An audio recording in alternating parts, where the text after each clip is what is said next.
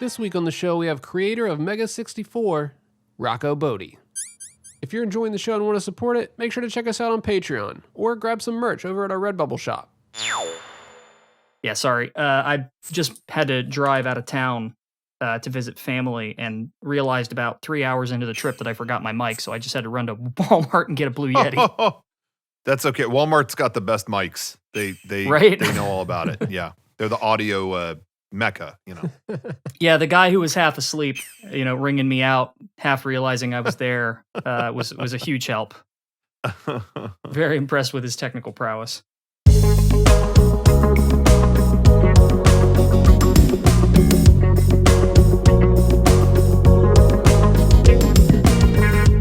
Hey, I'm Fingers. Yo, it's Apache Smash. Hey everyone, this is Days Ahead. And I'm Nitroid. You're listening to the Kojima Frequency.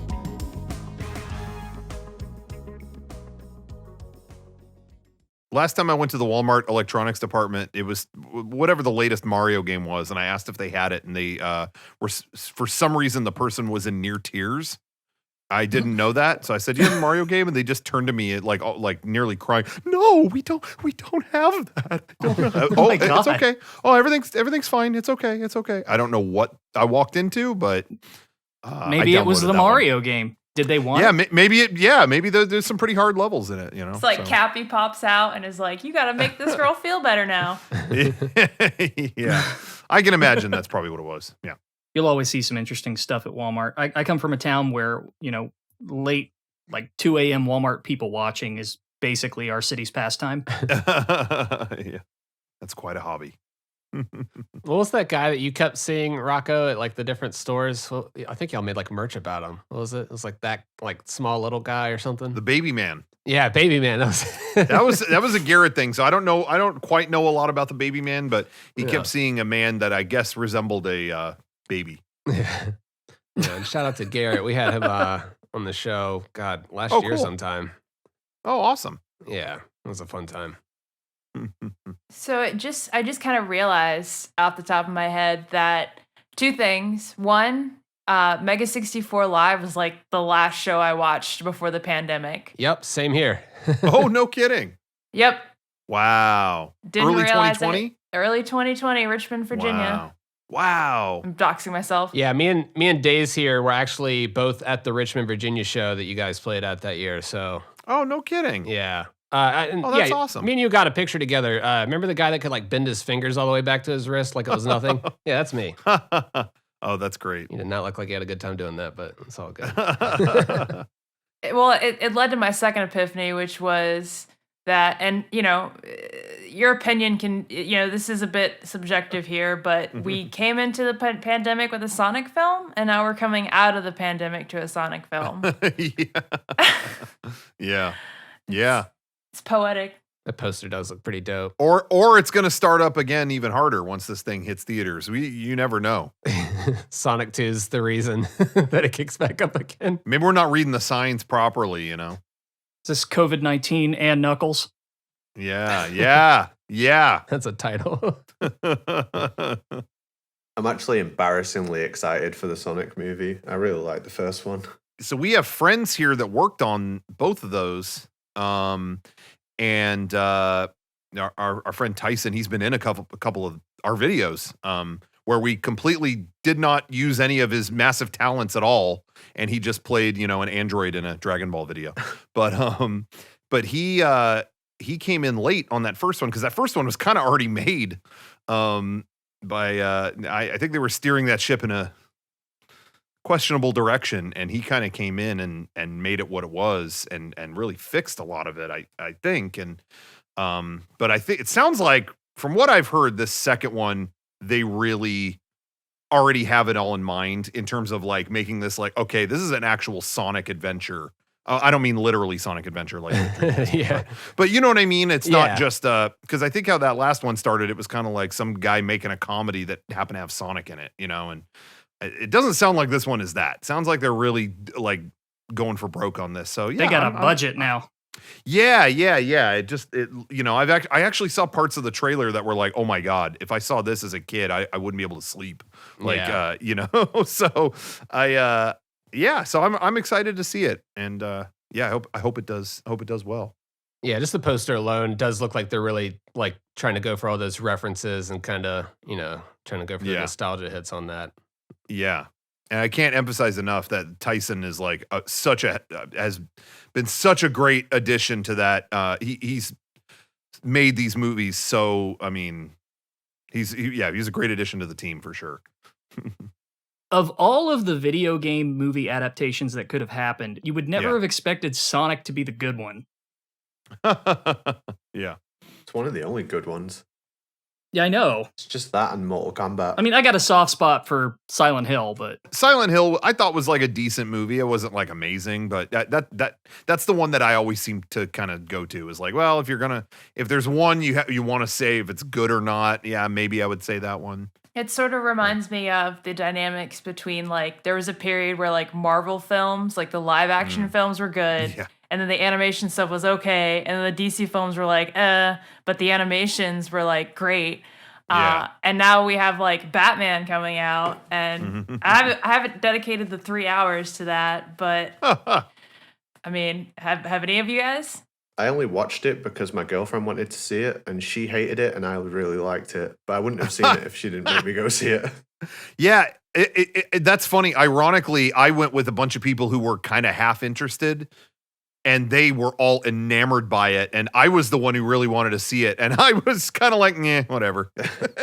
But I'm the only one in my friend group that felt that way. All my friends here really enjoyed it. So, yeah, I heard you talking about that on the Mega64 podcast. You're saying it's kind of like this no fun allowed, like you got Nirvana playing in the background. It's like, oh boy, it was just a little cringy to me. But I know people who thought that about the Christopher Nolan movies, and I never got that vibe. A lot of people felt like those were no fun allowed, and I never got that vibe. I thought they were, I was like legitimately having fun, watching Heath Ledger. I don't know. That might have just been me. They were crazy. They were like all over the place. Like, that's what I thought. And I thought, one of the reasons I actually liked The Dark Knight Rises, I know some people were mixed on that, but I thought Bane was a Power Rangers monster, so that's why I enjoyed it. He was just, hello, Gotham. Oh, I'm going to bring you to your knees. To me, that's what he was. He was the Power Ranger monster of the week. So I enjoyed it, but I get it. People weren't feeling that, but we know you appreciate some Power Rangers. Yeah. I want to see the new one again, though. I have not seen the new Batman yet. I don't know if I can commit 3 hours to a movie again after Dune and or The Matrix. I mean, shit. Yeah, that and The Matrix are the only two things I've really seen that are new recently. Yeah. I was mixed on Dune the first time I saw it, but I realized it was because it was the day I got my my booster shot. And then about halfway through, I started traveling to other dimensions. I was actually visiting the planet of Arrakis. Spice, like firsthand, yeah. I was seriously like, I thought I was fine. It didn't really, my initial like vaccine and stuff didn't really feel that or anything. So I thought I'll be fine. And yeah, I was like shivering and cold and like, I was not there the rest of that movie. So I watched it again later on HBO Max or whatever. And I was like, okay, I enjoyed that. When I'm not, shivering and flipping between worlds, I liked it a lot more. Did you have like the doctor giving you the shot while also like putting another needle to your neck and being like, don't move? Yeah, the usual stuff, all that. Shot up with nano machines. Right. Yeah. I didn't get a chance to watch all of the video you did talking about the Matrix, but I sort of got the gist of what you thought about it. Oh yeah, yeah. And yeah, I'm wondering, like, have you wavered on that, or are you still kind of where you were before? Or? No. I generally, there. You know what? It's funny. I was just thinking about this the other day. The more time goes on, the more I'm bothered that they had this other dude playing. Oh, sorry. Am I spoiling this for anybody? Should I not by this point, we're all clear, I think. Yeah, I think we're okay. Yeah. Spoilers for everything. The fact that they had this other dude playing Smith has bugged me more since time has gone on. I'm like, I know it's like a new, version of him and stuff like that, but can we not get Hugo Weaving in there for a minute? So that's been bugging me more as time has gone on. But no, I really, I liked the movie, but to me, I was disappointed in the sense of it being like The Matrix Part 4, because I did not feel like it was the fourth chapter in the Matrix saga. I didn't feel like it was that, but as an epilogue to the story, I really enjoyed it. And I love that they are committed to not having a single Matrix movie be the same as the last one. I really appreciated that this just went in such a different direction. And in a way that was, to me, it was, I feel like that series is all about reinventing what you thought it was. And so, yeah, fourth one did that again. So I loved it, but I totally understand if normal functioning people are like, I don't know about that one. Yeah. It's Hugo Weaving was supposed to be in it, though, wasn't he? I thought that the plan was to get him. Yeah, at one point they talked with him before filming, and he was like, that might be difficult because I'm doing a play overseas. And then, so they dropped it. But then I think all that got canceled, and he could have done it, but they just never went back to that. And I think, but I kind of understand, again, it's supposed to be like, I'm torn because I want to see Hugo Weaving again, but I also feel like I've never seen a character more annihilated in a movie than Smith in the third one. And so part of me still feels like just to see him again as he was before would be kind of antithetical to that a little bit. But just as a fan of Hugo Weaving, I wanted to see him do it again. So right, I love watching him in anything. Yeah, he reprised the role in a commercial for General Electric, I think. And I saw that. Oh, that was like just dessert to watch that. That was just like, oh, you want a little more Smith? Here you go. And him, him offering the lollipop to the kid, like red or blue. I was like, yes, thank you so much. I needed that. There's this whole debate around that movie. I'm still not kind of completely sure where I've landed on it yet. Yeah. I admire it a lot from the perspective of an artist, right? Yeah. It made Nitroid reassess Metal Gear Solid 4, which is like my favorite response to the film. Well, that's where I was sort of going with this, is that sorry. I kind of very famously, no, you're good. I kind of very famously have a lot of issues with Metal Gear Solid 4. Okay. In that it's sort of deconstructing the idea of Metal Gear. Yeah. And see, I love stuff like that, but yeah. It's that game comes in and is like, hey, that's a really nice Metal Gear Solid 2 you got there. It'd be a shame if something happened to it, you know? Yeah. And the Matrix Resurrections sort of does that with the entire Matrix franchise up to that point. It doesn't sort of do that, it does that. Yeah, you could definitely see why Kojima supported the fuck out of this movie. It was like, yep, right. Exactly. So, but there's this whole debate around it that I hate to sort of boil it down to such a simple idea, but the phrase you hear a lot is it's bad on purpose.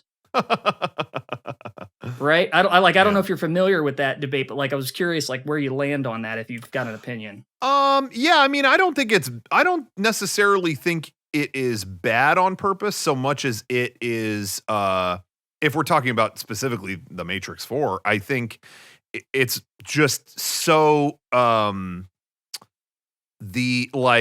again, I think of it as an epilogue. So to me, it's kind of like the like highly stylized, very specific kung fu and things like that is definitely in the rearview mirror. And it's sort of kind of taking a step back from it and looking at it like, what, there's the scene. This show definitely took a turn. I'm like, let's analyze the scene from the fourth Matrix movie. No, go for it. I remember that's what we do. This is what we do here. Yeah, but I just remember there's that, he's at lunch with Trinity or whatever. They're chilling in that in the Simulate cafe, and and she's like, all these things you made, like, you must be so proud. And he's just kind of like, just wistfully kind of like, yeah, I guess we made some kids happy, And I think, I just think there's that kind of that attitude through the movie of like, what did this all mean? Did it mean something? Even later in the movie, Neo's, when he's like out of the Matrix and all that, he's talking to Bugs and he's like, all this stuff. Like, I kind of feel like the system won. Like here I was, talking, we were all about rebellion and we were about this and that. And I don't know. Yeah. Things suck. Like nothing really changed. And Bugs is like, no, like by you doing your thing, like things did get better. There's a lot of shit that sucks. There's always going to be another like battle, but like you made your mark. Like you should be proud of that. Even if it seems like we still have to fight and whatever.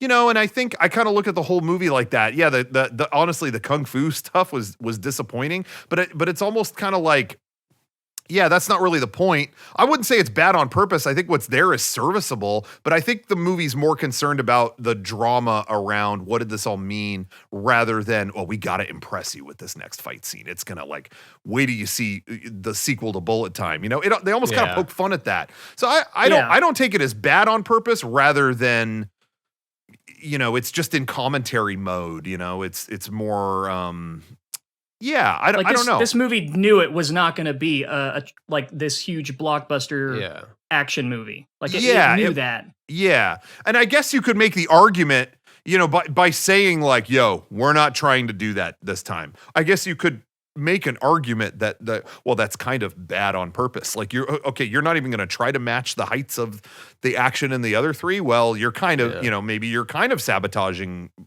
you know, but I just think they're going for a different kind of movie. Just like in, you know, Metal Gear 4, I don't think they necessarily want to make the same game again. It might tie into the DNA of some of the other ones, but I don't see it as bad on purpose versus just really trying to make a different statement than the other ones. I don't know.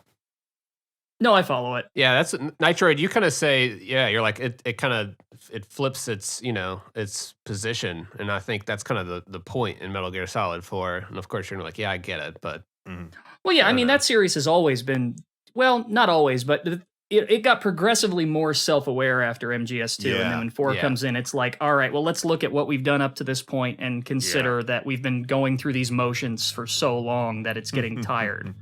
Yeah, you know. And so there is a different focus in Revolutions where it's sort of it's almost more about the Matrix fandom than anything else in a weird way. And honestly, just like its impact, it's you know, the impact on culture and, you know, whatever. It's really funny how all this kind of coalesced at the same time. Like it's super weird to me how this fourth Matrix came out and did that, and then not long before that, there was a fourth Evangelion movie, and it kind of did that too. It kind of was about the impact of this anime and over the years, and you know, so that and kind of a little bit of a autobiographical tinge to it too about its creator and things like that. And then, you know, Jackass 4 kind of did the same thing too. You know what? It was like, no, they won't do that with Jackass. Oh, they kind of are reflecting on when Johnny Knoxville gets hit by the bull. That's not unlike, you know, Neo reflecting on what good did it do with the games that I've made and the art that we tried to make. Did it make an impact? Whereas the bull did make an impact on Johnny Knoxville's skull at age 49. And then we put out, hold on, shameless plug. We put out our fourth chapter in a story that we've been making, Mega64. We put out a movie called Version 4.1. It's the fourth chapter in our story. And it's not self-reflective at all. It's just stupid. So we just thought we thought we would give the world a break. There's a little bit of, I should say there is a little bit of reflection on ourselves and like being this product of the early 2000s. There's a scene in this movie. Sorry, this is really self-indulgent now. I'm talking about our own movie. This is embarrassing. Don't worry about it. But there's a scene in our movie where a bunch of our characters that came from like this original thing we filmed in 2003, they meet up with a band that's basically an early 2000s kind of goth band. And it's a sad scene. And to me, that kind of is the all-encompassing thing. It's kind of like at some point you have to reflect on, okay, where do I come from? You know, and what is my purpose? What do I do? What am I trying to make? Maybe you set that mission statement for yourself a long time ago, you know, and maybe you kind of have to reflect on that now and then. You have to look at it, and maybe you look at it and you go, damn, this is sad. Maybe I need a new direction. Or you go like, no, this is what made me who I am and I'm going to stick to it. I got a little more reflective there than I anticipated. It's a really dumb movie, I promise. It's not that smart.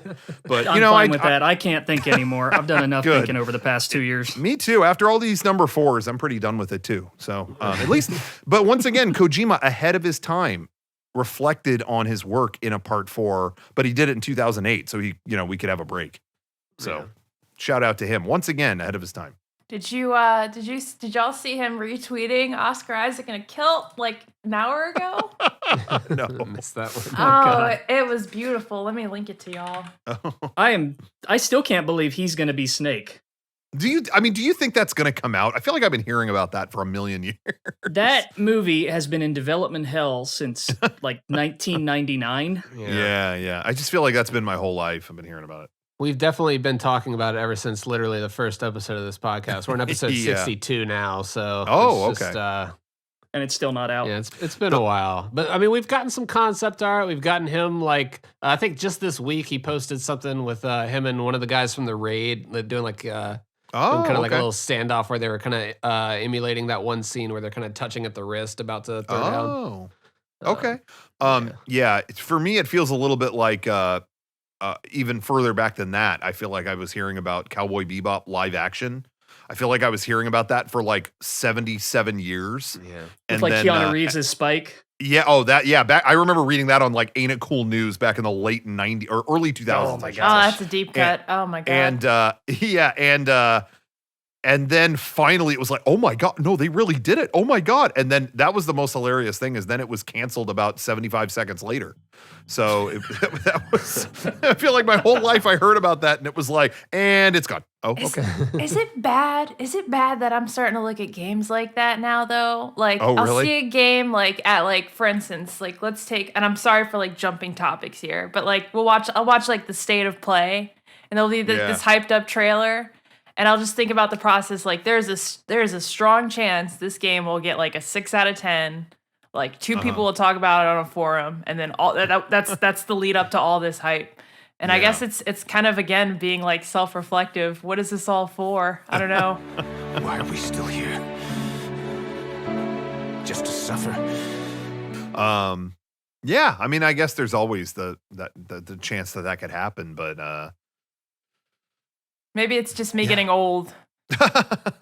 Well, that's what I've been wondering too. Like I have definitely had less of an interest in games as I've aged. And part of me is like, all right, is that just me growing up and getting older and moving on to other more mature things? Yeah. Like I've got kids now. I obviously can't spend as much time playing games as I used to. Yeah. But on the other hand, is it just that games are getting kind of worse? And that feels like such a cop-out answer. Yeah. But I was just going to say, I don't necessarily even think they're getting worse necessarily. Cause I bet honestly, if you put in, a Kirby game, the new Kirby game that's coming out, you play that and then you put in, one from like GameCube, you might, I'm not a Kirby guy, so maybe there wasn't one on GameCube. I don't know. But, you might even enjoy the new one more, or that, there's quality of life enhancements on this new Mario game or whatever. I feel like they do a good job. It's just that you've probably played 100 Mario games to that point. So even if they are getting a little better, it's like, well, there's other stuff I got to do. I don't know if I necessarily need to run to this the moment it's available. Right. In the same sense. It's not like there's a revolution every day when it comes to video games. They're fun and I'm not even demonizing like repetition of things. Like sometimes you just want a damn Mario game. Like, can you just like port another one? Like, just give me new levels. I don't care. Sometimes you just want that, and that's totally fine. But it also might adjust your priorities where, you're a certain age. Okay, I have played Mario 100 times. I could. Maybe I'll, feed my kids or something instead. Nah. Did you get around to playing the Stranger of Paradise demo, Rocco? Yeah, I wasn't clear if there was a new one or not, but I played one that came out like months ago. Oh yeah, I think this one's new, the one that just came out. But, I thought that's what I heard, but I wasn't quite sure. But no, I haven't played the new one. I played that last one that came out, and I ended up enjoying it. And it's funny because people keep posting cutscenes from it, like, oh look, this is the worst acting I've ever seen. This is the worst cutscene I've ever. I think it's fucking awesome. It's gone around the world to making me like, oh, I have to. This is a must buy. Like I'm not even hesitating. Dude, you were you were talking about going back to like the 2000s. Like that Final Fantasy game puts me back in like 2000s action film. Jet Li's the one. Like that same aesthetic and tone. And I've heard a lot of people say that. For me personally, what it brings me back to is trying to discern or understand the storyline in like the Dead or Alive fighting games back in the early 2000s, where it would be like, you throw a brick at me? No, I need to find. It's like, I need to take down Doatech. Yeah. Well, I like squirrels, and then they would fight, and it's like, well, what is that? What did I miss there? So it takes me back to that era for sure. I mean, I'm sure it makes a little more sense than that, but yeah, and I don't normally play games kind of like, I guess people were comparing it to that Neo or whatever that I'd never played that, and stuff like that. It didn't seem like my thing, but I played this and people were comparing it to that, so it's like maybe they found a way to get me. I don't know. But it seemed cool. It kind of reminded me of like a Devil May Cry meets Final Fantasy like 7 remake. Like, I don't know, it was like somewhere in the middle of that where it was like heavy on the action side, but yeah. Final Fantasy Rising Revengeance. Yeah, it's just like a fun action game. I was like, okay, I guess this is Final Fantasy, and the guy's just, this guy just goes bullshit and turns on some fucking like Linkin Park new metal sounding stuff and walks away. It's just got this attitude. It's like, oh, okay, I'm having a good time. But I'm also in the camp of we need to return to this, we need to return to a time where we were combining more words in the titles. So Revengeance, that was cool. But, again, I want to do a self plug here. Our new movie is called Mega64 version 4.1 Revengerection. And that sort of ties into the story. We wanted to bring back that kind, I just really missed when you had to figure out what words were being combined. I'm sure you guys have discussed Transfar Ring. Yeah. I had this is the Kojima podcast. Kojima. I'm just going to call it the official Kojima podcast. That's all what right. it is. We'll take it. We're official now, guys. That's not the one that Kojima. We did it. That's our one. Please don't kill us. I see a red dot just coming through my window. Oh, that's okay. That's okay. Thanks, Rocco. No. Yeah, cheers. No cheers, problem. Rocco. Well, I all I wanted to say was, and this is going to be, I know this might spark some jealousy among people listening to this, and I hope that I hope the divide is not too great, but I can say that I had the honor of, I think I was one of the first people to hear outside of their own company, the term Transfar Ring. It was said to me over the phone, and I got it explained to me like what each part of the word meant. And that was a night I'll never forget. It was about 2 a.m, California time. So I don't know what that is in Japan. That might be like 6 p.m. or something like that. I'm not sure. But hearing the explanation behind Transfar Ring, I'll never forget that phone call. So was that back in 2011? I think it was, yeah. And it was a magical experience when I couldn't quite hear what the word was. I was like, transferring? You're transferring something? It's like transfer. And then you see the Peace Walker ad and you're like, oh my God, it wasn't a dream. Yeah, hearing them describe it, I think it was, if I recall correctly, I don't remember if they went into it in the final thing that came out, but it was like transfer your save, far, meaning you could go play your game far away, portable. And then ring was ring of communication. That's what I think it was. I'm not sure on that last one who was in the ring, but I have wondered for a while if it was ever grating to him that Sony just went and made that exact feature part of the PlayStation OS. Yeah, it felt like that was really something they were like working on and really proud of and all that stuff. I know they were really excited about that. I was really excited about that because I've always been in that camp of like, oh my God, let me play this. I don't know. I mean, maybe it's just me, whatever, but no, I was in Camp Vita, man. Yeah, I have always played portable games. I've always had them with me. I'm talking my entire life. When I was really young, the Game Boy came out and it was like, yep, I just keep this on me. And whenever there's downtime, I can beat this game or I can, whatever. I've always been that way. And even now, like, we'll be busy with stuff. I bring my Switch everywhere and I don't have time. I don't really have tons of time to play games like sitting at home, but I always have my Switch with me. And so wherever we go, it's like, yeah, I just beat, I replayed all the old Final Fantasy games on PlayStation. Like I wouldn't have been able to do that just sitting at home, but because I have it with me, I'm able to. So I've always loved the portable thing. And so the fact that you could bounce between playing on console versus portable was like, oh my God, yes, please. So yeah, when they brought that up to me, I was like, oh, you couldn't have found a better, like I will be your cheerleader for this transfer ring thing as far as it can go. Like, it sounded amazing. And then, yeah, not long after that, they presented that concept. It was, oh, well, we're just doing that now.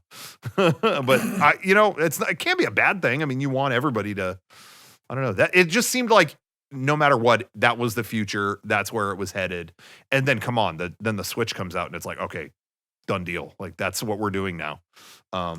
And I find for myself, it used to be for me, it was like, what version of the game are you going to buy? Well, I got to get the one that it has the best graphics, or this one's in 4K, so I got to get that on Xbox Series X, or, whatever. But man, once the Switch became part of the equation, now I'm like, yeah, whichever one I can play anywhere. That's my priority now. So Transfer Ring, they knew they could sense it, I think, in me. They could smell it. I was We like, got a portable gamer here. Yeah. Yeah, so that's just me. Did you get the Steam Deck? I did. I'm like Q2, I think. Gotcha. I was on it as quick as I could, but that site was pretty broken when the pre-orders went up. But oh my gosh, I'm so excited for that. And yeah, that was a no-brainer for me. And I've just been I never play games on Steam. I have a Steam account with nothing on it. I think I've gifted a couple people games or something like that, but I never play games on a PC or anything. I've always just kind of been console or portable. Yeah. So doing this, it's kind of like it's opening a whole new world. I kind of want to get one, but I always feel bad because I'm always looking for the next best emulation option when it comes to handhelds. Yeah. That's absolutely going to be what I use it for. I'm so looking forward to seeing what everyone does with them. I know some people have them now, but I'm really excited to see how it's hacked and what people do with it. And like, I might have misheard, but I thought somebody said that PCSX2 works on it, which is insane. Oh, you're gonna have to explain to me what that is. PlayStation 2 emulator. Oh, no kidding! Wow. Yeah. I mean, they did say too you can run Windows on it, so I guess yes, anything that's possible on Windows you could probably do on there. Yeah. From everything I've heard, it's like it's a computer. Like you could, get whatever to happen on it. I'm hoping to hear about. Again, I don't know a ton about emulation and stuff, but I was hoping to hear about. I know that Dolphin is like a big thing, and I was kind of hoping to hear about that.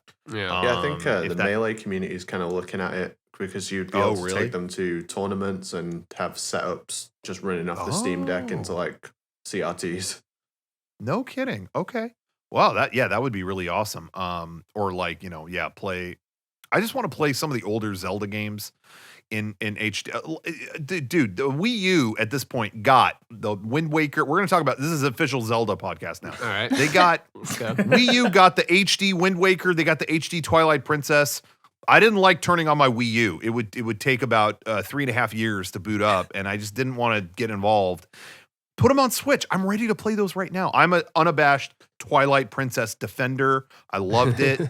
Thank you. I'm ready to play it. I'm ready to play it again. When Twilight Princess was over, I was ready for them to like, okay, you're gonna have to like reinvent Zelda. Like you can't just do this again. But as a last ride, I did enjoy it. So I'm ready to play it again on Switch. Where is it? Bring it to me now. I'm ready. I'm waiting.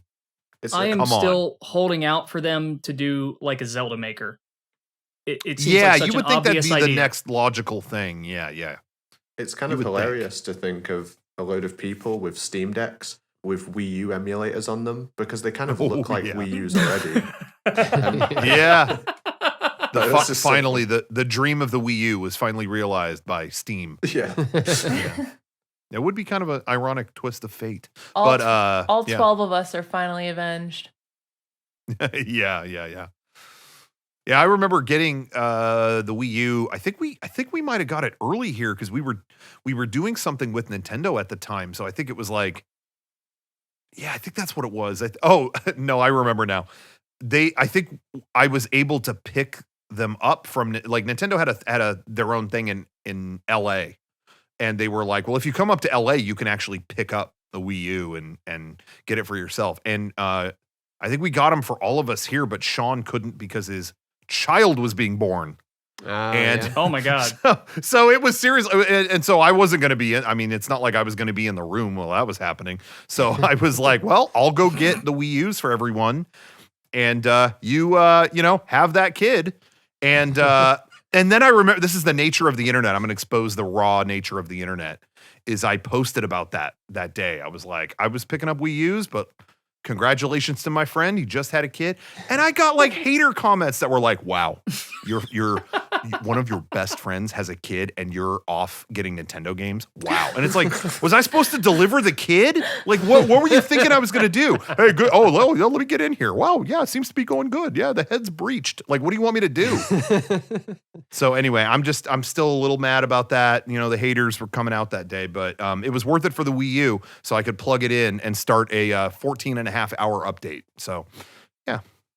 I think I forgot about that. That's like the nature. Yeah, that day one update was. I think we did a whole video about it at one point. I believe it was called "The Update of a Lifetime," and it was about specifically that day one update that just never ended. So Nintendo had to be dragged kicking and screaming into the internet age. Yeah, isn't that funny? I just remember. I remember when it was the era with GameCube, PS2, Xbox. And I remember how exciting that was. It was like, yo, PS2, it's going to, eventually they're going to get an adapter. You can go online. Oh, okay. And then, Dreamcast could kind of already do that. So that was a big deal already. But PS2, yeah. They're working on it. It might even be broadband. Oh, cool. And then the regular Xbox came out. I can't say Xbox One anymore because it gets confusing. But that first Xbox comes out and it's like, yeah, we're just doing broadband. Whoa. Oh my God. Like no one I know even has broadband yet. This is like a future system. Wow. Yeah. And then, I remember specifically like they were interviewing Nintendo at like Space World or some old show they used to do or something like, what's your online plan? And they were like, well, we don't know. oh yeah. That's it. And it's like, well, we don't know really like, how do you make money from that? I don't know. Oh, okay. And that was it. They just dropped it there. Yeah, a lot of people think the internet's going to catch on, but Nintendo's not banking on it. It's really incredible. It's really incredible how, like it's 2022 and occasionally I still hear about friend codes. It's like, what's going on here? I don't know. They'll get it by like, 2 generations from now. Yeah. Yeah. I would hope, but we'll see. Before I die, it'd be cool to see them kind of do the internet in a, engaging way. Yeah, I mean, we're seeing companies kind of just, you were talking about playing some of the older like Zelda games and stuff, but we definitely they're kind of like releasing them and kind of just like drip feeding them. We're kind of waiting for that Metal Gear collection, but Konami did treat us last week at the State of Play. We got that Cowabunga collection, baby. Cowabunga. Yeah. That's gonna be a good time. I think so. I mean, don't get me wrong. I'm sure that'll be fun, but I don't want to yell Cowabunga. I want to yell Snake. So give me that. Give me that collection. I'm sure no one here agrees with me, but I do want a Metal Gear collection on the Switch. Yeah. No, actually, I think we all agree with you. No. The whole gag is that no one here's into Metal Gear. No, I'm just kidding. All right. No, I'm slow on the uptake. God damn it, No, I'm just not funny. Look, man, I'm like a damaged spouse here, okay? Like, I've been coping with this for a while now. Mm-hmm. Apache's catchphrase is, I'm not into games that have big, what is it? I'm not into games that have big robots. Yeah, I'm not really interested in games with giant robots. I said the other day, I was like, I don't really play any Japanese games. And, that just went over people's heads as well. Yeah. All jokes aside, I have been on some podcasts before that were for, like enthusiasts of certain subjects. Mm-hmm. And it really is like no one likes that subject. I joke here, but that has happened to me before where it's like, yeah, come on to our, we're going to talk about, Super Sentai monsters. Okay, and then I'll be on that podcast, and they'll be like, "Yeah, don't they all suck? Yeah, these are all stupid rubber suits.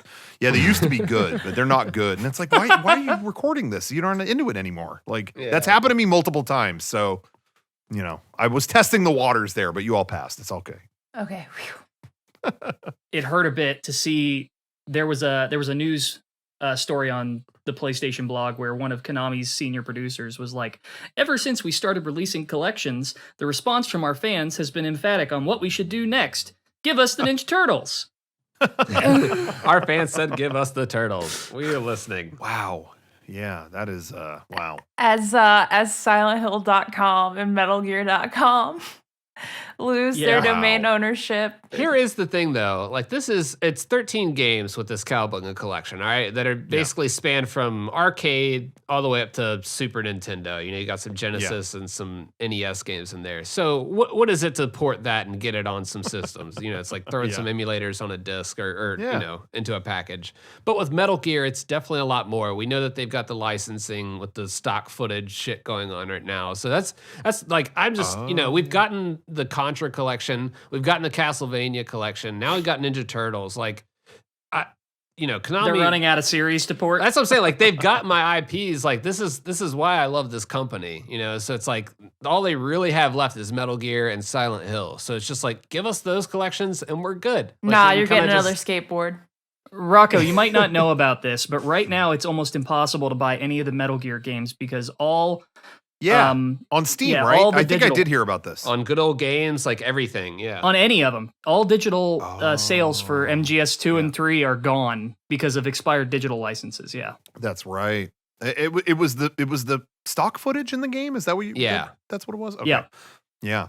Well, we looked into the pricing of that too, and this shit is like for a 10-year license, it's not cheap. And there's multiple clips and like we were sitting there going like, damn, is this worth the ROI for them as a company? You know, trying to sit there like think of it as a business. Like, how much are we going to pull in with this fucking collection? Like, well, you know, all the more reason to release a really good one. Exact. Yes, I agree. Yeah, everybody will buy it. That's the thing. Like, I think they need to realize that. If they put the investment into getting these clips back, it's going to be like, well, we need to actually make a new product, i.e. a port. Yeah. Yeah. Maybe it'll be a blessing in disguise. Yeah. Speaking of like hating yourself with a series and like the state of play, like I don't know if y'all empathize with this, but at the beginning of that state of play, there was this Capcom game, and then these dinosaurs came out, and I was like, "Whoa, what is this?" And then there was a girl with short red hair.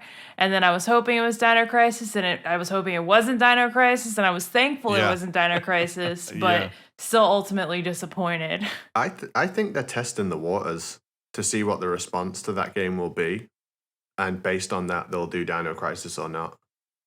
That is the wrong way to test that. It is a completely different style of game. But that wouldn't be the only time that they tested the waters in an unsatisfactory way, because I'm sure all the fighting game fans remember, you know, hey, when are we going to get a new Darkstalkers game? Oh, well, not enough of you bought that umpteenth collection of them that we made.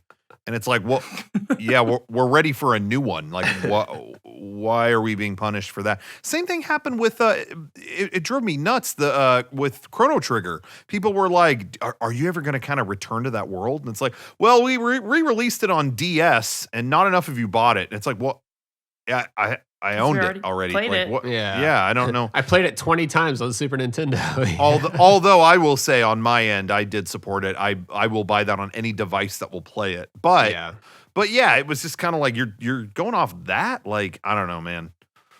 Can you imagine? I mean, just not to go off on Chrono Trigger now, but go ahead. If they announced a new one today, that would break the internet? Am I wrong? Heads would explode. No, am I in my own little bubble on that? I don't think so. Yeah, because this whole Chrono Cross thing, like everybody's like, oh, great, yeah, like okay, cool, but like, damn it, that's not really the news that we wanted. I mean, at least give us a Chrono Trigger update, but maybe that's in store. I don't know. Yeah, maybe that will show people. No, Chrono Trigger is like the one game that's revered almost as much as Final Fantasy VII, and you saw how the remake announcement went. Yeah. I right before we, I think we were talking as soon as I came in here, but about things that happened right before the pandemic. We were in Japan like right before all this stuff shut down, and I'd never been to Osaka before, and there was a lot of great stuff there. And, it's like, oh, let's go by. There's some game stores down here. There's some really cool shops down here. It was, it was really, really wonderful. And honestly, like, as soon as everything is like okay to do it, I really want to go back. But that's a whole separate tangent. But we're walking down past these shops, and I'm telling you, like, half of these game stores and things of that nature, they're playing, different games in the TV in the window. Some of them it's the Yakuza games, and a couple of them it was, I think FF7 Remake it wasn't out yet, but they were playing the trailer for it, And I'm telling you, the other game that these shops had, the one that wasn't new, was Chrono Trigger. Like, if there was ever an example of like, oh, they're going to show a retro game in this display, it was Chrono Trigger. And it's like, seems like everyone is like on that still. Like, what? The fact that, we're just not going to touch that just seems weird to me.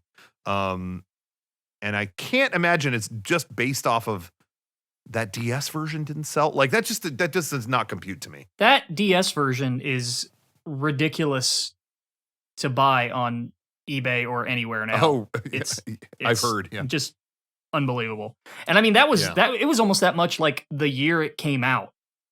I think when it came out, I was working at GameStop like a billion years ago. And, I think it was like several months after it had been out, it was used for basically the new price. And then it was more expensive than it was new. And just, Yeah, I remember, I think I got mine right before a trip. I picked one up in like a Best Buy or something. I remember it had the sticker on it that was like, the first pressing comes with this poster or whatever. It was like, okay, cool. And then, I remember I had other friends that were like, I can't find it. I was like, oh, sorry about that.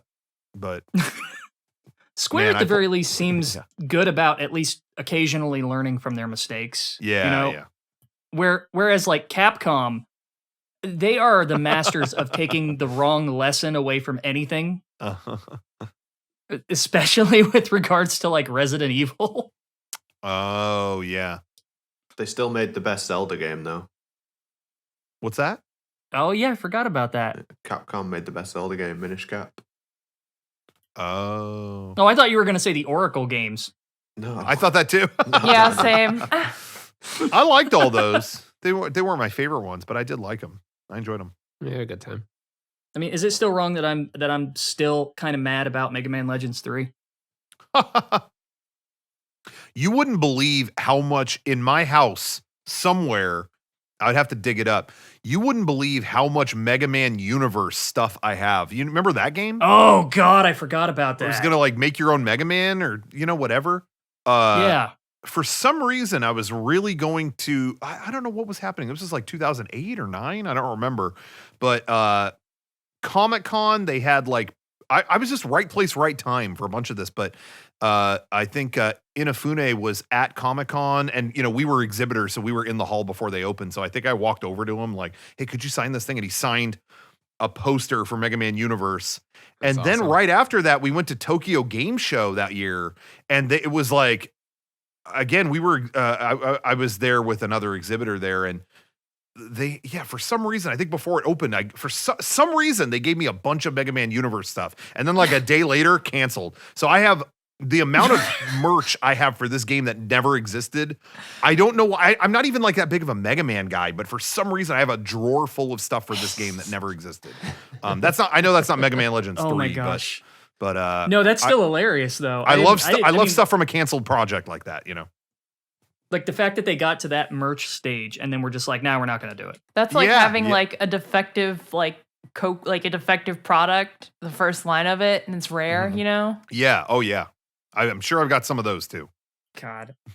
Look, I know this is kind of a trite question, but going to conventions and things like that, I haven't gone to a convention in ages, and not even because of COVID, but okay. Just the number of connections you guys have to make the videos you've made are it's just staggering. Is that more or less how you've been able to do that? Is just going to conventions and just kind of just rubbing elbows with people? Like it's amazing.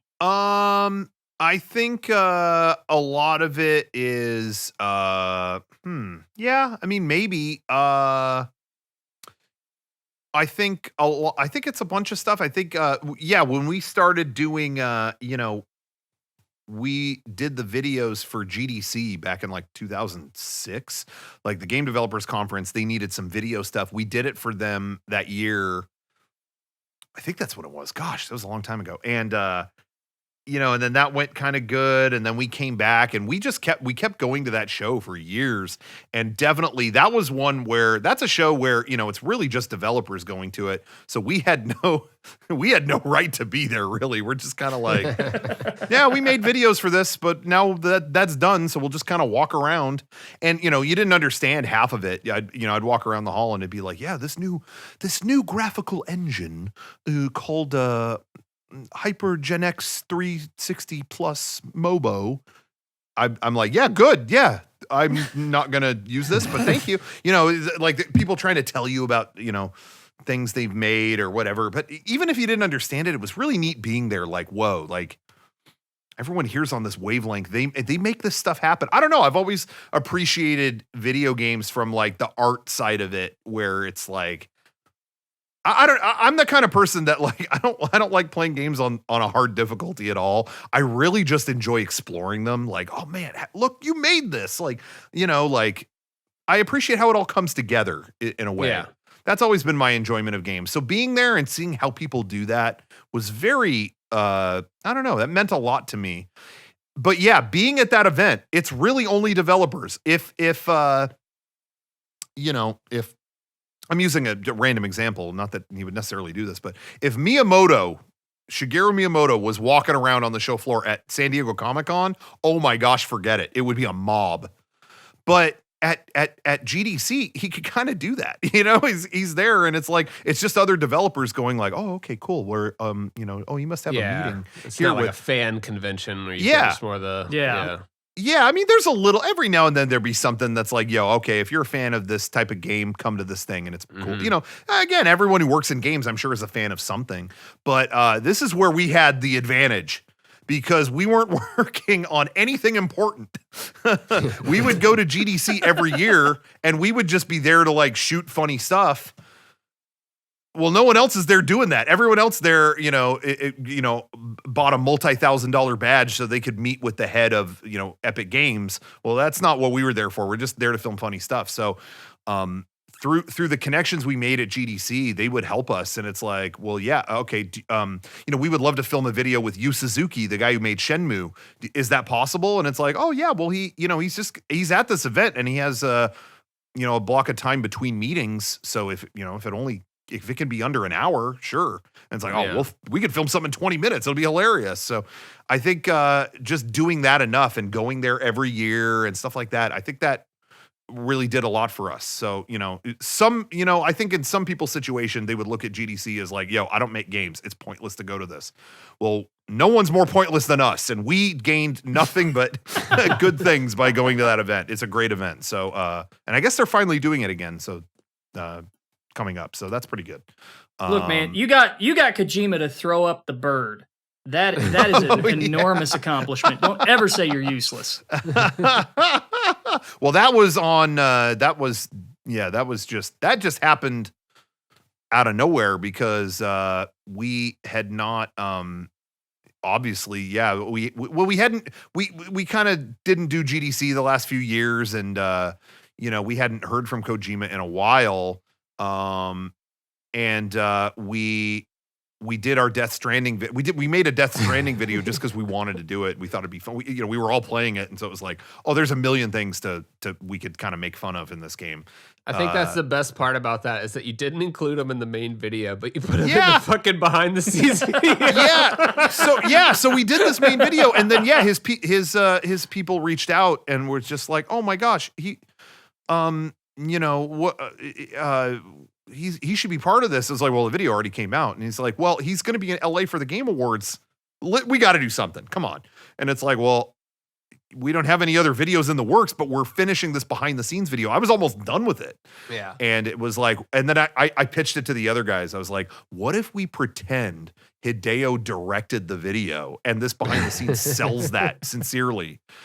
I was like, yeah, okay, that would definitely be an unexpected twist if you clicked that video and he was behind the camera on our stupid video. And then that was an extra enjoyment for me because we did that. We met him in just a parking garage in LA. And it was great because we handed him the camera, like, okay, purposely film me, but film it purposely bad so that we can act like we kicked you off of the project, that you weren't good enough. And it's great because he filmed, it's the worst footage you've ever seen. And and I'm watching it and I'm like, Kojima really did direct part of this video. I can say that now. It's all footage of our feet, but we can say it. So, it was a lot of fun. Anyway, they were totally like, just like, yeah, whatever you want to do, let's do it. And he really wanted to, when we kicked him out in the video, when we kick him out, he was really, we kind of threw a few things out like, well, maybe you could do this, or you look sad, or, we had this idea that he would wait in the car for a long time, and that we thought that was kind of funny. Like, here's this talented guy just sitting in my car, with nothing to do, bored. But and they were into that, but he really wanted to flip us off. And then that was his idea? That was like, we were like, well, you can act however you want, just you're disappointed and you walk away. And then he just kind of looked at us like, okay, what about, and he held his middle finger up and we were like, yeah, if you're good with that, okay. And then we did the take, and do you guys curse on this show? I can't remember. Oh yeah, we're good, man. Go for it. So then he puts his middle finger out and goes, fuck, and walks away. And we were like, whoa, did not expect that. And then, he kept doing other takes where he was every time yelling that word and flipping us off. And then, his assistant, as soon as it was over, was like, yeah, that's really funny. We're going to bleep that, right? Are we good to bleep that? It was like, of course. So, anyway, so that was entirely his idea to make it as vulgar as possible. But I do prize the possession, I have the uncut footage of Hideo screaming fuck. And I keep that to myself, it's just like, that's a personal prize. Put it on eBay for like $1 million. NFT. Maybe, and I'll split it with him. We'll work out a deal. Future Minister of Education Award for Fine Arts by the Ministry of Cultural Affairs from the government of Japan, yelling fuck. It says fuck. Episode title sorted. That's right. He got that award. Yeah. I forgot about that. Yeah. Well, I'm glad he's able to accept awards again. That's a good thing. Doesn't have to have Jeff Keighley go out there. And you guys were talking probably a few weeks ago on the Mega64 podcast. You were talking about like growing up, in the 80s and stuff, kind of growing up with like the typical military stuff and not really being into that, like G.I. Joe or, just those kind of bland series like that. But then what Metal Gear kind of brought forward was like that sense of, like a fantastic setting where there's this weird shit going on. I thought you guys really, closed in on it right there. It's like, Metal Gear is something kind of just different, than normal military shit. Absolutely. I have always been a fan of things that walk the line, when it comes to like, there's a lot of stuff out there that's like hard sci-fi, okay, Star Trek. Yeah. That's sci-fi from the moment you walk in. It's starships and space and whatever. Yeah, don't get them started on Star Trek. Well, I've always loved stuff that walk that line. I was really into the TV show Lost when that aired because it was like, a bunch of people stuck on, they crash on an island. Okay, that's an okay premise. Oh, but there's a sci-fi thing. Okay. And Metal Gear did that perfectly. But I have to say, like, when that was kind of first blowing up, I did not play the series from the beginning. When it came out, I always thought it was like, it's a bunch of military stuff sneaking around. That is just not my thing. My first Metal Gear game was 4. Metal Gear Solid 4 was the first one I played. Oh, wow. Because I kept hearing about how it was concluding and, people online kind of debating about what do you think about this and that. And as I was seeing this, I was like, whoa, this is way more bizarre and borderline supernatural than I ever expected. That had to be so confusing. It was, but but I was kind of fascinated, like, whoa, where did the lore go in this series? And then that sounds like a great trip. Yeah, well, as fate would have it, I was flying back from the East Coast in like 2008, the week the game I think came out. And I was flying out of like Philly or something, and the flight, it was one of those terrible airlines where I got there and it was like, oh, you actually had to get here even earlier, so we're locking you out. It's like, well, I'm here. Like, I have no bags. Oh, no. I have no bags. I'll just walk on the flight right now. I'm good. No, you actually had to check in even earlier than you did. And it's like, I'm ready. So I had to wait like 6 hours at the airport for another flight or something crazy. And I sat there and I was like, how did I kill 6 hours? And I was like, you know, that new Metal Gear looks pretty cool. I'm just gonna read the lore on Wikipedia. Oh no! And I sat, Oh, no. I sat and went through the entire thing, and I was like, "This kicks ass. I'm ready to play this." And that game it was a 10 out of 10 experience for me. It was like, dude, I've never seen the commitment to a game's story like I have in this. This game had the balls. This is my first entry into Metal Gear, and I'm just watching this like, this game had the balls to just kick you to the curb for a minute. Oh, you're having fun playing? Yeah. Here's a 90-minute movie about what's happening next. And I just appreciated that boldness so much. I was like, I have never seen a game just walk in with that much gusto that could just go, yeah, you're done playing for a while. Sit down, pop the popcorn. Check this out, you know? And so when that was over, they won 2 Guinness World Records for that. That's and well deserved. I think I deserved a similar Guinness Award for how long I held my pee in, but that's another story. But give us a warning before, like, hey, this is about to be 90 minutes, just so you know. And if like, 14 does that, preload. Final Fantasy 14 does that. I think whoever did that, like, learned that from Metal Gear Solid 4. I was just about to say, I was just about to bring up Final Fantasy. Even before 14, I'm going old school. Even back in the day, I want to say, like, I could be remembering this wrong, but I thought it started with the Super Nintendo ones, maybe the PlayStation ones, that there would be times where it was like, hey, we're going to stop the game for right now. Save. Like, you better. Yeah, those intermittent saves. Yeah. The ominous save point. Yeah. Yeah, that was your unspoken. Because I remember 7 doing that. It's like, okay, I need to tell you what happened with Sephiroth in Nibelheim. Okay. And then just go to black. You want to save? And it's like, oh, we're in for the long haul. So, yeah, that has been a thing. Maybe Metal Gear should look to that. But I was just blown away by the presentation of that game and how far it committed to its lore. I love a good lore dump. Some people are like, oh, the exposition. I'm like, I could eat this up all day. Same here. So I was loving it. And then once I beat that, I was like, welp, the rest of my summer will be playing these in going back and playing the rest of them. So did you do it in release order from there? I think I'm trying to remember if I think part of me thinks I think I might have played them in a very weird order. I'm trying to remember. I might have just gone 4, 1, 2, 3. Metal Gear Machete order. I need to hear the Rocco order. Hold on. That's what I did. No, I think I did 4, 1, 2, 3. I think.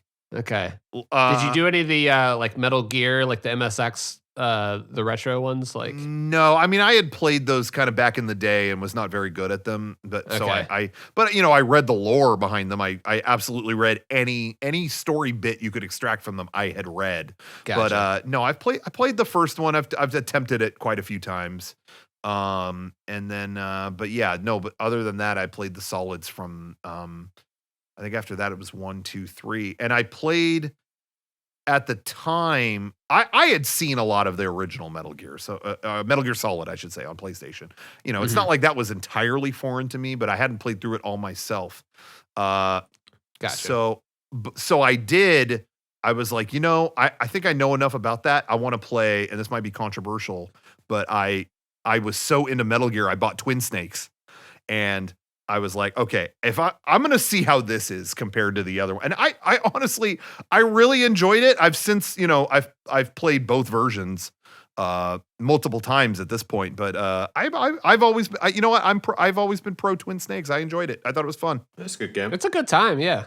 Yeah. I think where people get pissed off is like when you start saying it's like, hey, this is the definitive replacement for the original PlayStation 1. And it's like, all right, let's simmer down. Like, well, slow down there, buddy. No, but I mean, but every fandom's got sort of their hot button issues that are just ultimately dumb. But I do love it. It's a great time. Like, Twin Snakes is like just I love the headcanon that it's Otacon retelling the story. It's like, it's kind of just like hyped up a little bit, and he's kind of exaggerating and just, him at a bar, like, let me tell you, he backflipped off a missile. Off a fucking missile. Yeah. To me, and my favorite type of media, I've said this on our own podcast and other stuff a billion times, so there might be some people tired of me saying this, but my favorite media always walks that line of like serious and funny.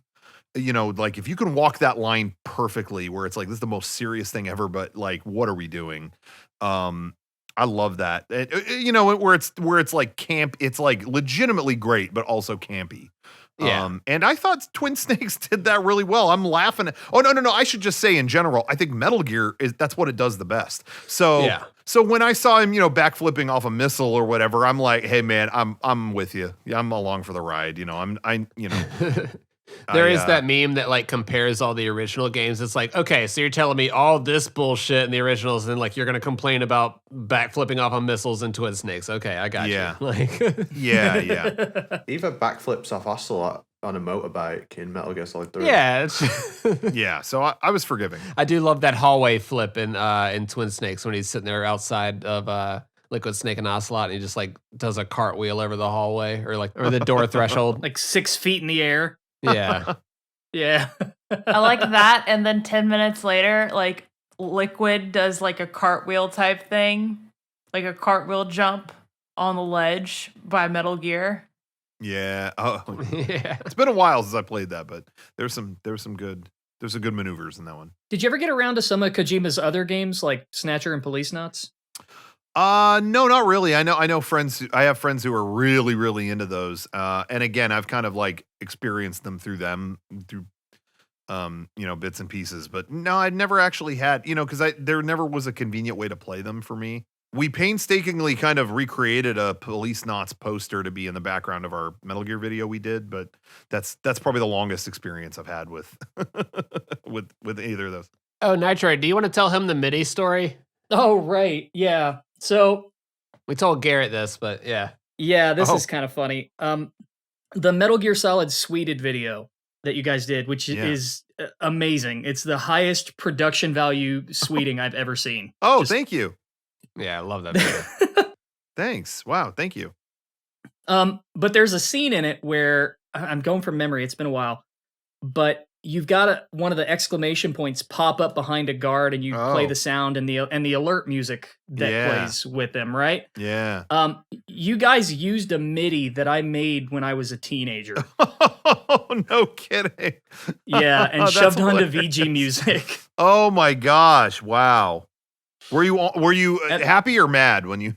I was like, "Oh my god, that's amazing! I somehow made it into a Mega64 video." Wow. Well, I'm glad. I a lot of times for those videos, I mean, I really like to dig into like old sites or like, for like our Ava video, I was digging MIDIs off of like old like tripod websites from the late 90s, like Angel Fire websites, stuff like that. A lot.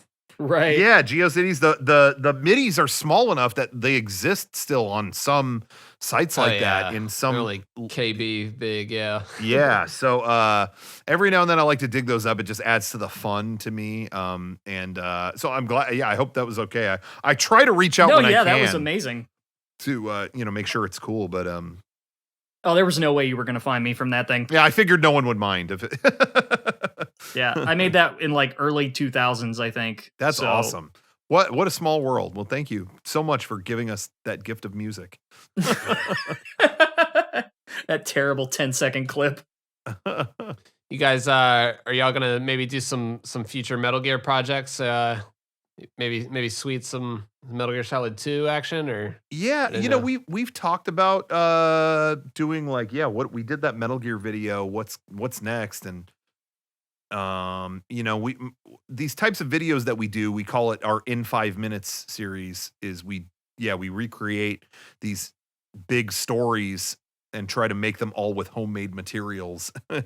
And I'm just explaining this in case anybody hasn't seen these or whatever. We did the entirety of Metal Gear Solid, and it's all made out of like cardboard and yarn and stuff like that. Yeah. We really enjoy doing it. We've done more kind of anime. We find, I don't know, I think the tricky thing with Metal Gear is that it's all kind of based on real world gear. And so I think for a lot of people, when we put that out, there were a lot of people that were like, well, this actually just looks like the gear, like it's almost, it was almost too good. It's too good. Yeah. Whereas like when we've done like Dragon Ball Z or Evangelion, these are such colorful, weird things that when you recreate them in cardboard, it's like immediately hilarious. Cause like, oh my God, what are you trying to do here? Like, the Dragon Balls are made out of basketballs, and Frieza's got a trash can on his head, it's kind of immediately funny. Whereas Metal Gear, honestly, our buddy Garrett, he built all the props. He almost did too good a job where it was like, oh, you straight up made this. Like, so it's hard. We've been thinking about it, but, yeah, it's hard because we really want to continue the Metal Gear series, but we also love the zaniness and the colorfulness of anime. And Kojima has already told the story so well. It's like, well, what else can we add to it? But it was fun doing the original Metal Gear Solid story, and 2 is, batshit enough that I just feel like it would. How do you parody itself, that? Yeah, it would lend itself to a really fun video. So yeah, I'm not sure. It's kind of up in the air. We have a few more other ones I think we want to do first, and then maybe we want to return to the Metal Gear world. Return to Mother Base, so to speak. Yeah.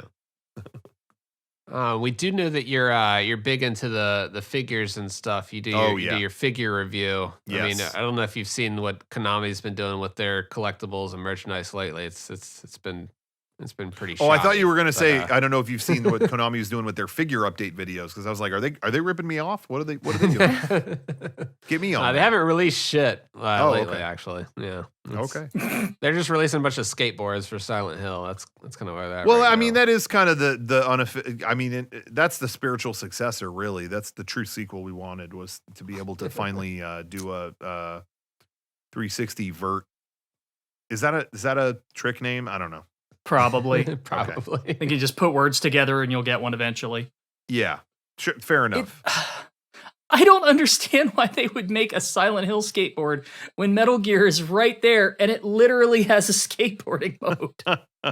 I think if you want my opinion, and I don't know anything, but I have a feeling they've got a way bigger thing on deck for Metal Gear, and they're just kind of like, yeah, okay, and do this other stuff, but we got a bigger thing planned for Metal Gear. Yeah, it does feel like it's a weird, like, I hope so. timing thing, like where like if the movie's coming out, they want to like time it with that, and I don't know. Yeah. I've always been thinking they're saving up for Metal Gear. They know that Metal Gear is like the big thing in the bank, like waiting on it. I would think so. Yeah. Yeah. Do you have any I know you're not, I know gentlemen don't discuss prices and stuff, but do you have any like highly coveted like Metal Gear collectibles or anything that you're really proud of? Or yeah.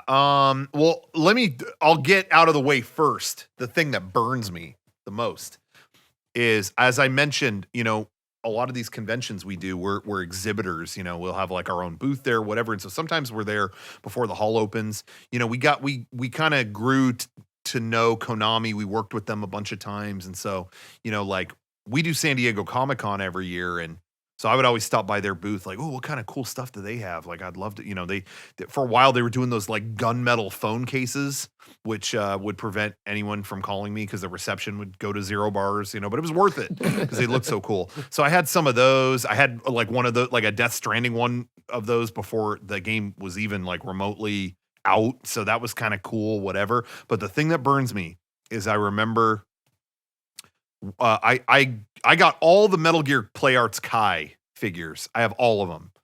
Oh, man. I pre-ordered all of them the moment they would come out, and I got them all. People are always like, oh, you have Quiet like that, you can't get it. Oh, yeah, I got them all. I got them the day they came out. I was on it. Those are the expensive ones, yeah. But the one I didn't get is, I remember going to their booth the morning before Comic-Con opened, and I'm like, ooh, what's this? Cyborg Ninja was not out yet. And I was waiting for it to come out, and they were like, yeah, we got Cyborg Ninja here, but it's like a different color version just for Comic-Con. And I was like, oh, the red one. Yeah, and I was like, I don't want that. Like, give me the one with the colors that are actually in the game. Okay, and then like it had a version of his head where the helmet opened up and it was actually, you could see Gray Fox in there and all that. And I was like, nah, I'm just gonna wait for the regular color version. They made like 100 of those things. Like, that thing was sold out that day and never came back around again. That thing is worth so much money. And I had it right there. I was holding it and I was like, nah. And what burns me the most is from what I understand, and I could have this wrong, there was confusion in the production where, they wanted to make that their Comic-Con exclusive. And then they made the regular one. It still didn't come with the head where it opens up. Like they were like the manufacturer thought, oh, well, that's just for Comic-Con, right? And it's like, no, it's just that the red one is for Comic-Con and this one isn't, So you never got the head that opened up or anything. It was like kind of, I mean, the color was right, but the product was a little inferior because it was missing that. So when the final version came out. So anyway, I'm bummed I didn't get that one. And then the other thing that was a mixed blessing, I would say my most prized figure in the Metal Gear world would be, I got, there was one year that, oh no, these were on different years. I got the bronze Phantom Pain, Venom Snake. Like they did a bronze one just for that year. I learned from the Cyborg Ninja mistake. Nice. Yeah. So I picked that one up. No, but a year or two before that, it was at least a couple years before, they were selling for the first time. It was, they were selling Kaz Miller, like from I think it was the Peace Walker edition. And I was like, cool. Those figures were all kind of a little overpriced. So it was like, yeah, okay, I just won't buy a couple other collectibles. But I love to open. I have a whole shelf dedicated to these figures. So I was like, this will go perfect. I already have the spot laid out for them. I'm going to pose them right here next to, all the other Peace Walker characters. I got the perfect spot for it. And I bought that figure, and then as soon as I'm telling you, I grabbed the figure, walked in behind the table of our booth, and as soon as I turned around, Hideo and oh my God, I'm blanking out on the artist's name. Oh my God, this is so stupid. Yoji Shinkawa? Yeah, Shinkawa. Yeah, duh. On the spot, I forget names a lot, and I apologize. You're good. They walked right up and were like, yo, hand me that. Okay, and he drew a whole drawing on the packaging. Yeah, on the window where you could see the figure. He drew Kaz like a profile shot of him, and they all wrote on it. And then some of the voice actors from Metal Gear who were there walked up. The woman who played Raging Raven, is that the character's name? It's been a while. Yeah. Like she signed it. Like it's all on there. You cannot even see the figure in there anymore. And so I'm like, I really value this, but I also was like, damn. Do I buy another one of these and I could display the figure? Like, am I buying this twice now? Like, this is already expensive. So that was in the moment. I was like, damn, what do I do now? But then it's like, dude, stop complaining. Like they all signed this. So I keep that. That's like a prize thing I put on the shelf next to my Metal Gear Peace Walker Mountain Dew. I saw you were having that same struggle with that Wolverine figure that you got with the when he's sitting on the bed looking at the picture. Yeah, I got this. I got this Wolverine. I was going to take it out of the box. You got number one. Yeah, and then it was number one. Oh yeah, out of 3,200, you got the number one. It's like, well, I can't open the damn thing now. Fuck. Oh my gosh. This is This is the worst problem going on in the world right now. I'll tell you. Like, there's really, I can't think of anything worse that could happen. It's definitely not a first world issue at all. So, it's definitely, it's difficult. My fucking figure's number one. God damn it. No, I can't even open Sometimes it. I catch myself in those moments just like, no, I gotta buy a second Wolverine. This is the worst thing ever. It's like, Rocco, I think things could be a little bit worse. I just do it or don't. Really, it doesn't matter. Okay. Anyway. Nah, dude, I have kind of a story like that. I was at a signing for Kojima at the Smithsonian. And I couldn't find that's awesome. I couldn't find my Essentials collection because this was 2012 and the HD collection hadn't come out yet. So I had to bring my copy of Metal Gear Solid 4, and I felt like the biggest asshole. Why? What's wrong with that? It wasn't. Oh man, there Do you want me to cover it, or you Yeah, got you're it? talking about the Alan Smithy stuff. I know we keep going back to Yeah. Metal Gear Solid 4, but go ahead, Nitroid. Short version, when MGS4 was first announced, Kojima did not make much of a mystery of the fact that he did not want to make it. To the point that he was advertising the game as being directed by Alan Smithy. Oh, yeah. Okay, I remember this now. So obviously, he sort of eased into it and found his groove and everything there. But at the time, He wasn't too proud of it. yeah. But I get it. First world problems. I should be happy for meeting Kojima. Instead, I'm like crying because it was the wrong game. Well, if it makes you feel any better, we suddenly got thrust into doing a video for I believe it was Bloodstained, where we were filming with the Iga who made Castlevania, and this was a last minute thing, so I didn't have a proper copy of Symphony of the Night or any of that stuff, and so the nearest thing I had was a greatest hits like cracked version of it. God. And I was like, well, it's something, and because they told me, they were like, if you guys want him to sign something, he's happy to do it. And there was a point where we were waiting to film our video and it needed to be nighttime. So he was just sitting in my hotel room with nothing to do for like half an hour. I'm like, what is happening right now? And so I got that and brought it to him. And I was like, sorry, I could only get the greatest hits. And they kind of just looked at it like, everyone kind of jokingly looked at each other like, damn, it's the only one you could find, huh? But yeah, okay. So I felt a little embarrassed doing that, but at least there's a funny story, I guess. That does make me feel a little bit better, so. And Metal Gear Solid 4 is I don't know if you guys have gone around in circles or some don't like it or anything, but I mean, I love it. So I still think that's pretty awesome. I've come around a bit. Yeah, he did change his opinion since the new Matrix came out. That kind of A bit. He's like, wait a minute, I appreciate it now because I kind of like this whole deconstructing thing. But yeah, This is my character arc. I've always been a fan. I thought it was great exposition wise. I was eating that shit up just like you said. It was just good. Although I will say, I talked before about how I played them in a weird order. I wouldn't have it any other way because that was such a kick in the teeth with this lore. Like I said, it was such a like, oh my gosh. And you see the extent of how emotional they can kind of take it and how far they could go. Yeah. It was just bold to me. So then I played 1 and that was cool. And then 2, whoa, that was kind of crazy. Kind of tired of looking at these metal hallways, but you bent my mind enough with where the story went that I enjoyed it. And having 3 be the finale for me in my go around was like, that's okay. Well, that's instantly in my top 5 favorite games. Like that was just. Oh wow, that's actually a really cool way to finish it off. Actually, Yeah, it it would- that, like, oh, here's the motivation behind this guy. By the way, It Like, left me he just wasn't just a dick. Like, Oh, it was unbelievable. It was really Yeah. incredible. And then I just played 4 again to be fair, but after Yeah. that, but of my playing them for the first time, having 3 be kind of a conclusion to me was like, oh my God, I was not ready for that. They only got better and better.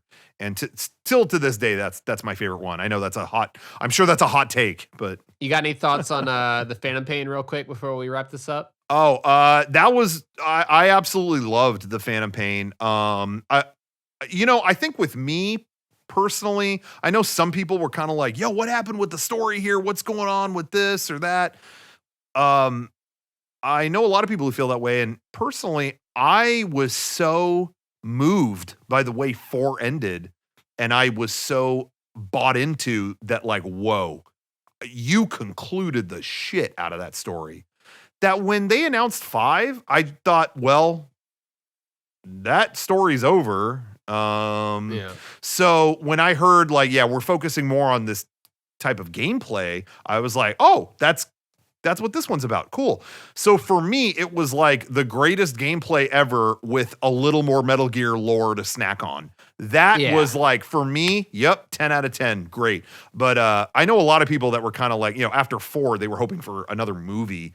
And which I understand because some of the trailers they were putting out were so cinematic, it made you think like, oh, well, that's how this is going to be like the most harrowing story ever told, and so, but I don't know. To me, I guess maybe I've been working in I don't, obviously my job isn't marketing, but I've worked with, we have kind of been involved in marketing with other companies so many times that maybe I just see through that now where it's like, hey, the trailer looks a certain way, but listen to what they're saying. It's like, they're focusing on gameplay. And also this story is concluded as hell. So like, where this is just one little thing, like how he's actually alive in the second too. Like it's like, by the way, that was a decoy. The first, he didn't actually die. Exactly. So to me it delivered. It was like, here's some more lore to snack on. You want to like I was getting pizza and listening to those tapes and just sitting there, and I was having a great time. So I really enjoyed it. And I will say too, I mean, I know it, there's like definitely remnants of like, ooh, maybe this was cut out, or maybe this was, what's the story behind this being omitted, and what's this and that. I will say, to me, that makes I know this may be kind of a cop-out thing to say, but that makes something more interesting to me. So on top of already enjoying it, having this lore of like, okay, what was intended here? And, okay, chapter 3, how come that this and that happened? I love stuff like that. I think some people are just, I understand the thirst for closure and for like, no, I need to know what happened here. Why is, was this incomplete? And if it was, how do I make it complete? But even still, like, they gave us the fucking information that we need. They're like, okay, here's this Kingdom of the Fly shit. Like, if you really need to know, and then people still were like unsatisfied from that. I'm like, guys, we have everything. Connect the fucking dots. Yeah, like, it goes into Metal Gear from here. Come exactly. on. And so at the end of the day, for me, that's where I was coming from. Is like, four couldn't have wrapped this up harder. So I'm down for just more in a different way to play it. So. I had a great time. That's one of the few games. Again, I'm not always sitting at home playing video games. I'll play on a portable, or I play games like a squirrel eats. It's just little nibbles here and there. I'm not binging all day every day. That was one of the rare titles, and I could name like across my whole life maybe 10 that it was actually like, hey, I'm not coming into work. Why? Sick. And it's like, I would wake up, play it until 6 in the damn morning, sleep a few hours, wake up. No. I got to go back to this place and play it until I went to bed again. I can name very few games I was like that. I think I put like 300 hours in like my first playthrough of the Phantom Pain. So just gameplay alone. I rarely play any game that is, I like RPGs and stuff like that. But if it's like a 60 to 80 hour RPG, that's rare for me. Like, whoa, you went the distance. That game, Phantom Pain, first playthrough, it was like, how long about? 180 hours. Oh, fuck. How did I do that? So that was a problem. But I think it came out right after we had gone to PAX in Seattle, and I think I actually legitimately was sick, and I think it was the happiest I ever was to be sick, because it was like, oh God, I'm just a snot factory. Oh, you better not come into the studio. And I was like, wait a second, this might have worked out, and I played it for that whole week. I know we were wrapping it up. Can I tell you one funny anecdote from PAX? Yeah, absolutely. That was just for your sake, man. We're all good. Yeah. Well, no, I should probably get going in a minute, but I think I've kind of told this story in pieces before and other stuff, but maybe, obviously I haven't been on this show before. I want to share this because I think it's important, and I want to clear my name and make it clear.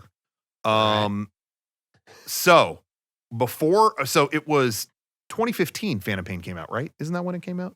I think so. That sounds right. Yeah, I think it was. So what was going to happen was PAX in Seattle, the big video game convention. We do it every year. That was going to happen. And then I think like the Friday during PAX or whatever, by the time I flew home after the show, the Phantom Pain was going to be sitting there waiting for me. No better feeling than that. Oh my gosh. Can finally play the new Metal Gear game after we finished the show. But PAX was getting closer. We were busy with a lot of stuff. And it was like, damn, dude, we don't have any new videos to show at this convention. Like, we had a big panel planned and we don't have anything to show at it. And it's like, damn, what could we do? And it's like, let's not think too hard about it. Let's film just a fun video, edit, something we could edit in one night, just something fun, and we could at least show it at the event. Okay, cool. What should it be? Well, Metal Gear Solid 5's coming out. I stayed away from everything. I watched a couple of the cinematic trailers, but I didn't know anything about it really. I wanted to go in fairly cold, but I was like, we'll call the video Metal Gear Solid 5 spoof. And it doesn't have to have anything to do with it. Like, it starts with us playing Metal Gear and then something random happens.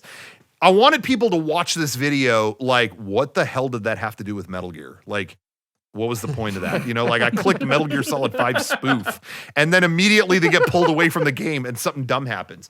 So we're just spitballing ideas. And I was like, okay, what if it was, Kojima always has these big conspiracies. Well, what had just happened in the news was Jared Fogle had been detained for the spokesperson for Subway was going to jail. Dude, the last time I thought about Jared Fogle was at your show. So I just suggested to the guys, I was like, what if we do just a Kojima style conspiracy where Derek comes in the room, and again, we're just making this up as we go along. There's no script. I was like, what if he just runs in the room and yells, "Holy shit, guys, I'm Jared Fogle." And it's like, what? And it's like, yeah, we'll write a Kojima style story about what just happened with Jared, where it's like, oh, the one that they arrested isn't the real Jared. I'm the real Jared. It's like, well, so you did all this bad stuff with the kids and all. No. That's the fake Jared. I'm the real Jared. And now it made no sense. It was like, let's make this, it'll be, and that way, at least the video doesn't have to do with Metal Gear, but at least it's got that type of conspiracy in it where it sounds like something Hideo might have written, So we were like, yeah, let's do that. So we improvised this stupid video about two Jared Fogles, whatever. We showed it at our PAX panel. Oh man, wasn't that great? The next day at our booth, we had people walk up, a couple guys, at first it was just one dude. You walk up to the booth. Hey, I just think that kind of wasn't cool that you did that. Oh no. I was like, oh, I'm sorry. God. Maybe, honestly, people didn't want to hear about Jared Fogle. That was kind of sensitive to what happened. So, oh, okay. You didn't like that? No, I just think this game's not even out yet and you're spoiling it for everybody. I just feel like that was really, that was really unlike you guys. And I was like, I'm sorry, what? Oh, and no. over the over the course of the day, now I have not played Phantom Pain yet. I did go, I should say, just for clarification, I did get to play the first part of it at a Konami thing, like before that, but I didn't know anything about the story beyond that opening scene. And throughout the entire day, I had the fucking Phantom Pain spoiled for me because people kept coming to the booth. Hey, I played a review copy and I think it's really messed up that the whole two snakes thing, like you basically spoiled that for everybody. Oh. And I'm like, no. And if you look at our video, there's ways we worded things that were kind of close to what happens in the Phantom Pain. But over the course, I'm there at the booth all day like, son of a bitch, are you kidding me? Like, I tried to stay away from story stuff. And all day long, people were like, yo, I played a leaked copy. I just think that's messed up. You just basically everyone was captive in that room and you just spoiled it for all of them. My I think God. that's all day, people were just berating us for spoiling this game. And there were conversations online about how that was messed up. We did that and whatever. Oh my God. So anyway, that was a pure accident. Nothing intended. It just sounded like something Kojima would do. And sure enough, we were right that he did do that. And the game came out and there were two snakes. So the selection for societal Subway. Yes. Oh, Jesus. Exactly. So just be careful. So this is a cautionary tale. Anybody out there, if you try to do a Kojima-esque story and then you try to factor sandwiches in, footlongs, whatever, you try to factor in, I'll just say any fast food, maybe you want to do kind of a Death Stranding take on Arby's or something. Be careful because the next title, you might be taken away from the experience for somebody. So just be careful. Maybe just don't do it. It's incredible because a lot of people try to predict what Kojima will do and get it completely wrong. In fact, 90% of the time people try and play Kojima and they get it wrong. So it's fucking hilarious that you get it right with Subway. And you guys have your live show, the Last Laugh Tour, on Blu-ray now, right? Yes, we this live tour that we did that was broken into multiple parts because I don't know if you guys know about this pandemic that happened, but we toured in early 2020, legitimately moments before everything stopped. So we did that. It went away for a while, but then late 2021, we did the live tour again. And yeah, we made this great Blu-ray featuring our live show and this awesome documentary that our friend and editor Johnny here made, where he followed us around through the whole thing and really did a great job. It captures those last enjoyable moments before the world changed forever. But it's not about that though. So if you have fatigue about hearing about, I know a lot of people, and I'm one of them, get fatigued hearing about like, here's my story about what I did a year locked inside my house. And I'm like, yeah, enough. Okay. There's none of that in there. All right, Bo Burnham. Yeah, we get it. but it's more than just it. There's a lot of people doing that, but it doesn't go into that really at all. It's more just our kind of our first tour. We do an East Coast tour in early 2020, and it's everything that happened when we're trying to do our first live tour ever. And this Blu-ray of this whole thing, it comes out. We're being helped actually by our friends at Limited Run Games. They kind of helped get this physical package together, and it's coming out March 18th, Friday, March 18th. That's awesome. Oh, I love those guys. Yeah. Oh, they're amazing. They do great work.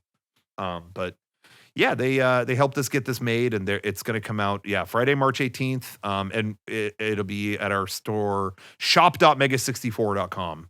I think eventually it might be in the Limited Run store as well, but at least on release day, it'll be shop.mega64.com.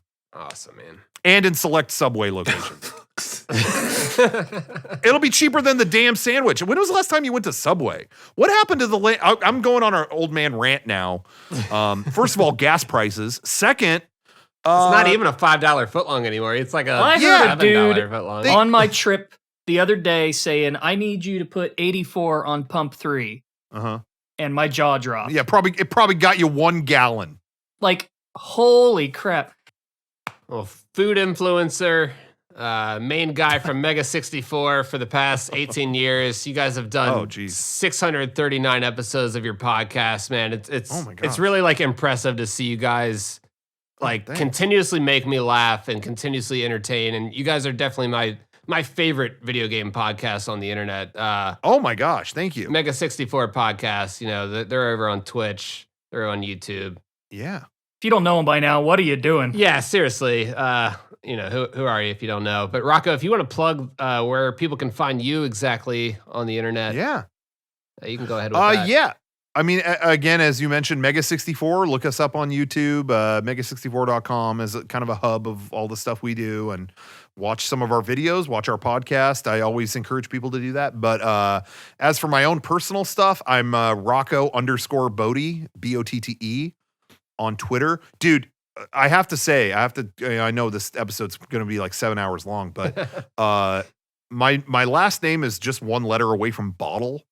So people make that mistake sometimes. They'll add that L. And I was on a stream with Yacht Club Games like a week ago. And they were putting out a promo image, and I caught it just before it went out, where it said bottle right under my face, and it was a bad experience. So don't write bottle. It's Botte, Botte. It's Rocco_Botte. I'm on Twitter. And Rocco Botte on on Instagram, I'm Dr. Pock. That's the name of a character that I play. DRPOQUE. So yeah, go find those. And hilarious. That's pretty much it. All right, man. Thank you so much for coming on the show, man. We really appreciate it. It's been a blast, man. Yeah. Oh, thank you. It was a blast. Yeah, this has been awesome. Yeah, seriously. Oh, I had a lot of fun. Yeah. Next time you guys have any kind of Subway, discussion or whatever. Honestly, I really feel like Quiznos is underrepresented in the Kojima podcast arena. So next time you want to talk about that, Quiznos is where it's at. I got Quiznos stories. I got which debates. You got any Jimmy John's debates? No, that I have no information on. But but Firehouse, we'll get into it. We don't need to go into it now. We'll get into it later. All right, man. Thank you again so much. We appreciate it. Thank you. Take it easy. Bye.